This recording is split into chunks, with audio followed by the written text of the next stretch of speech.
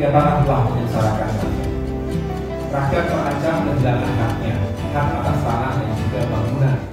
Menteri Agraria dan Tata Ruang Agus Harimurti Yudhoyono berhasil membongkar praktik mafia tanah di Jawa Timur, yakni Kabupaten Sampang dan Banyuwangi. Padahal AHY sendiri baru 1 bulan diangkat menjadi Menteri ATR BPN. Dilansir tribunjatim.com, 2 kasus mafia tanah di Jawa Timur berkasnya sudah lengkap, alias P21 dan dilimpahkan ke Kejati Jatim.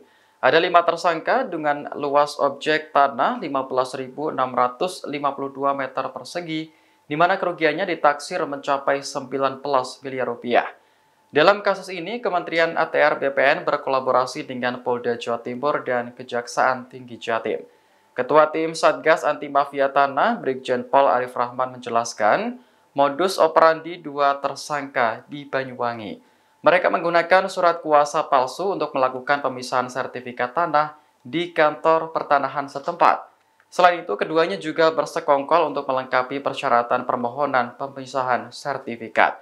Para tersangka bahkan ikut menunjukkan batas tanah yang dikafling kepada petugas BPN.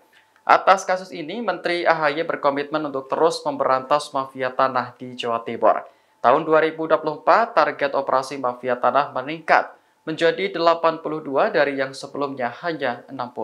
Pertanyaannya, mengapa mafia tanah ini perlu kita berantas?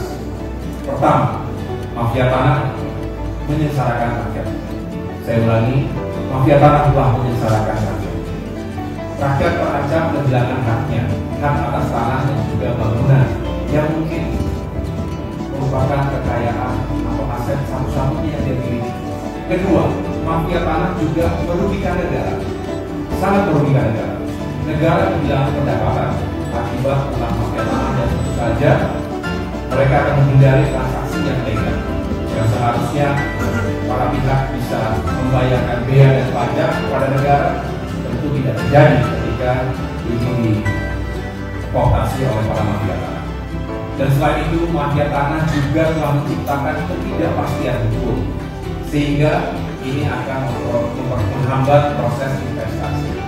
Bapak Presiden Joko Widodo berkali-kali menekankan pentingnya investasi yang tumbuh di negeri kita karena pembangunan ekonomi di berbagai sektor membutuhkan investasi. Ada kerugian negara dari BPHTB dan BPH senilai 500 juta kurang lebih. Nah, kami juga akan bertindak secara tegas karena kalau ada yang melakukan perbuatan melawan hukum, baik eksternal maupun internal, tentu harus mendapatkan penanganan yang sama. Kita akan bertindak tegas. Download Tribun X sekarang, menghadirkan lokal menjadi Indonesia.